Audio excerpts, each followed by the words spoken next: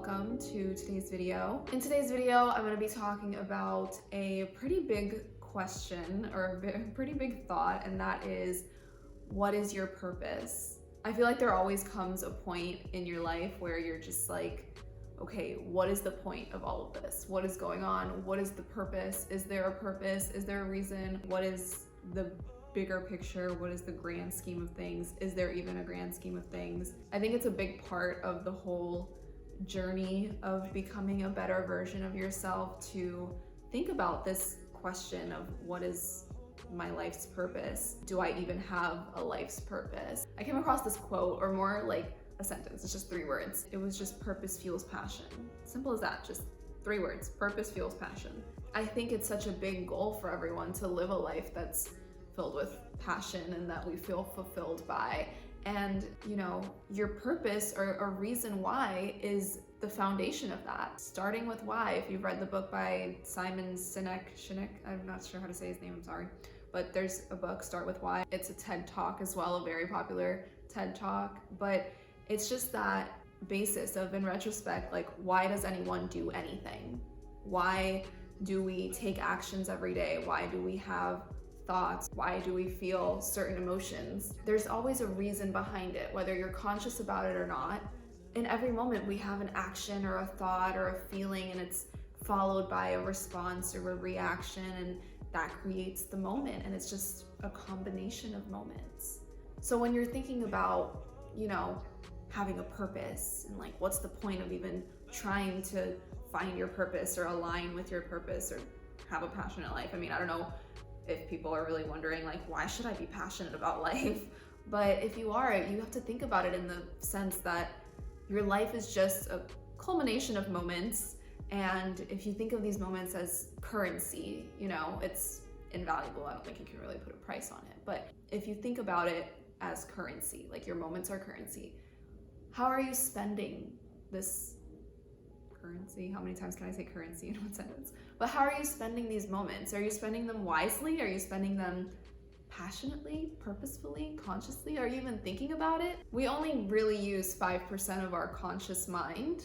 95% of it is subconscious. So if we're living our day-to-day 95% subconsciously and only 5% consciously, in reality, are we really even thinking about what we're doing most of the time, or what we're thinking, or what we're feeling?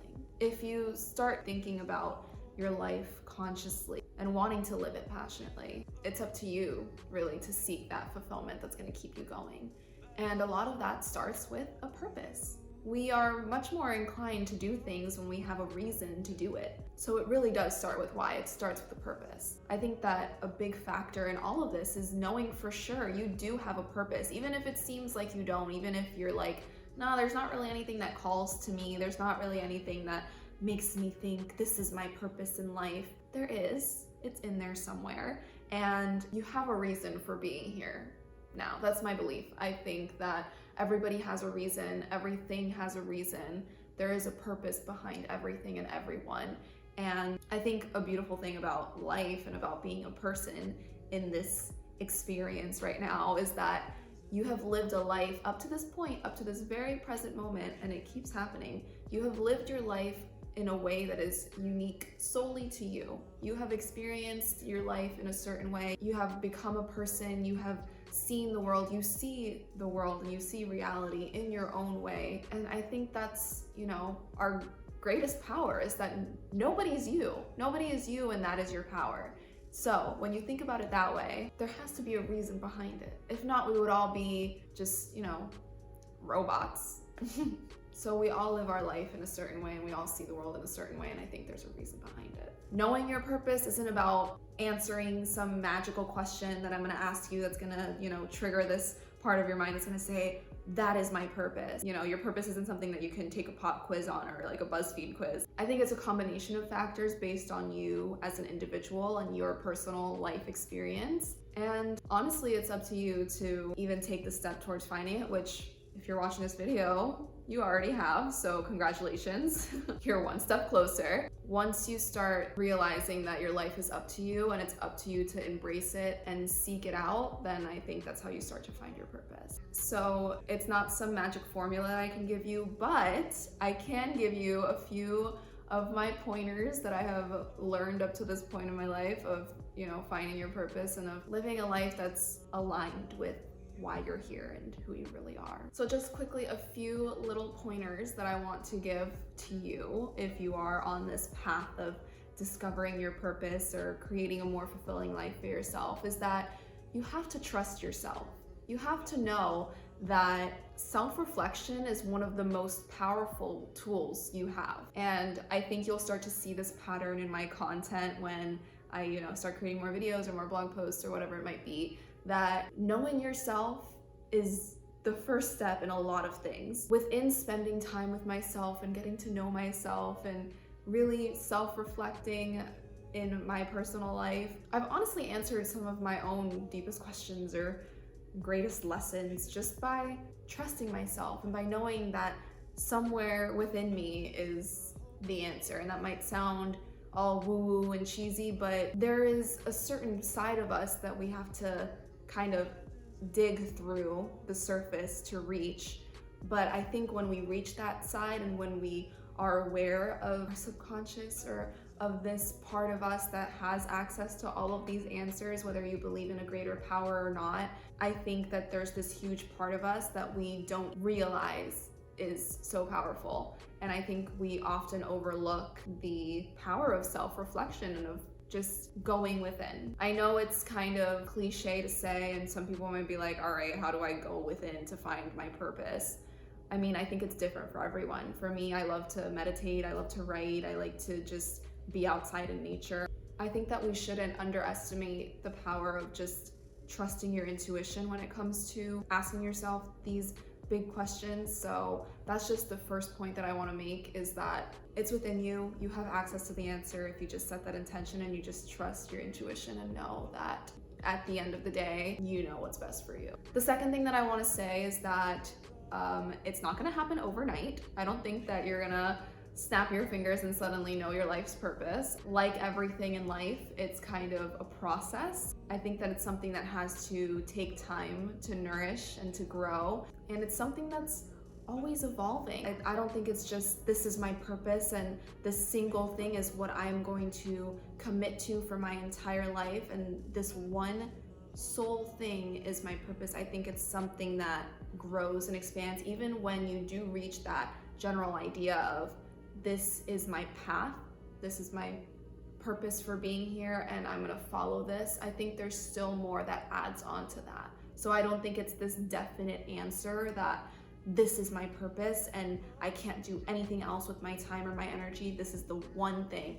I think that that's a little black and white. I don't think it's that specific, and I don't think that with knowing your purpose, you're done. It's something that's constantly evolving, constantly growing, you're constantly expanding on.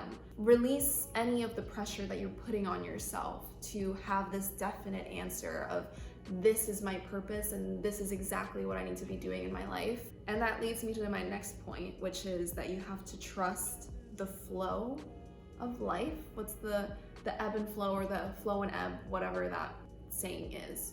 Trust it. You are asking the right questions, you are taking the right actions, you're making an effort to better yourself. So sometimes I think that we have to realize that even making the effort is enough, and that we're always enough. And everything that we do, when we're doing it out of good intention and trying to become better, take a second to acknowledge that and to know that you are doing enough. Any type of pressure that you're putting on yourself is only going to delay the process. And if you are setting those intentions and you are, in this mindset of being a better version of yourself, sometimes you need to just let go and not obsess over this idea of suddenly becoming this completely different person. Remember that you have the power to choose every moment. You have the power to decide what you're gonna think and what you're gonna feel and how you're gonna act. And once you do that and you let it go, then it just happens. It just happens for you. And when it comes to manifesting and the law of attraction and other topics that I will go into for sure, a big part of that is trusting and letting go. And sometimes we just need to trust the universe or God or our higher self, whatever it is that you believe in, to kind of take the wheel in a sense, where it's kind of like You have given the direction and you are setting the map or turning on the GPS, but then you're trusting someone else to drive for a while. Remember that this life is at a constant motion. You know, it's ever evolving, ever changing. Time is still passing. The sun will rise tomorrow and it'll set again. And the rest is up to what happens, you know? There's only so much you can do. You can control how you act and how you feel and how you respond, but at a certain point, you have to release that control, because a lot of our sense of control goes back to our ego. And when you're too focused on your ego, things kind of just are at a halt, because you still have lessons that you have to learn and you still have things that you have to do. No matter how spiritually evolved you are, you still have a lot to learn. There's still a lot that we don't know. So you have to, trust life to teach you that, and you have to trust time and experiences and moments to teach you that. Setting the intention is enough, set the intention. I want to know my purpose. I want to align with the better version of myself, and then let it go. Maybe you'll have a dream. Maybe the thought will pop into your head when you're on a walk or on a run or in the shower, who knows? Like, one way or another, it'll make its way to you. The more you let go of your ego trying to control everything and trust in the process of just time and life, the easier it's gonna be for you to figure out your purpose. And the clearer your life is just gonna become in general.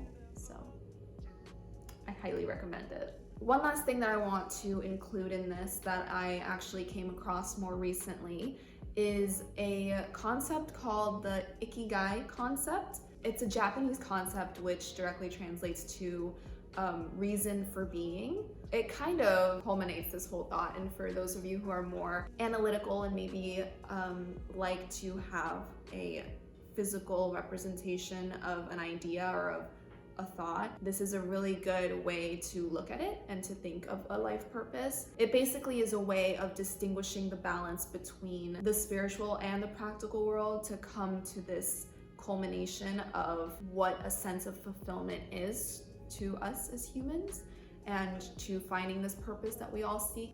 It basically puts together the idea that I was talking about in the beginning, which is more kind of that you know your purpose and that your individuality creates that in a lot of ways, because your experiences and the way that you have evolved in your life personally as an individual makes up a lot of what your purpose ends up being for you. It's a personal thing, but it's, in a basic sense, the idea of at the intersection of all of your greatest passions, your desires, your professions, your skills, what you have to offer to the world and what the world is seeking from you, at the crossover of all of that. And there's a great visual representation in a Venn diagram. I'll insert it somewhere on the screen. At the intersection of all of that is your purpose, or it is your reason for being. And it goes back to saying that it's a personal thing, it's a personal experience, it depends on you. But if you start kind of plugging in these ideas, these concepts, your passions, your desires, what you want out of your life, what people seek in you, or what you can provide to the world, what you love to do, what you're good at, what the world needs more of, somewhere in there you can start to kind of decipher what it is that your purpose is, or what your reason for being is. And I think that's a great way to look at it. So there is more information online about the concept in itself, so if you want to go more into that approach, then that is, just something that I wanted to include in here. With all that being said, I hope that this video helped you in some form. I hope it enlightened you in some way. I hope that there is some takeaway from what I have shared. And I honestly think that you should really be proud of yourself for even being on this journey and on this path of personal development and growth and learning. I think knowledge is one of our greatest powers in this life, and knowing that you have the power to create your life and control what you are and who you are is a great thing. So congratulations for being here and for taking, this step in your own life. And I think just, keep it going. Keep that momentum. Keep seeking, never stop asking questions, never stop seeking answers. That's what we're here for. We're here to learn, we're here to grow, we're here to become the very best versions of ourselves and to live the best life that we can live. So with that being said, I hope you enjoyed this video and I look forward to creating more. And if you did like this video, make sure to subscribe because there are a lot more like it coming soon. And leave me a comment below how you like to self-reflect. Do you meditate? Do you write? Do you run? Do you take baths? Do you like to cook? I don't know. What is your way of taking time for yourself? I am curious to know. Also, don't forget to give this video a thumbs up and I will link all of my social media in the description. Yeah, thank you so much for watching. I wish you the very best. I don't really know how to end it. Like, bye. Peace out.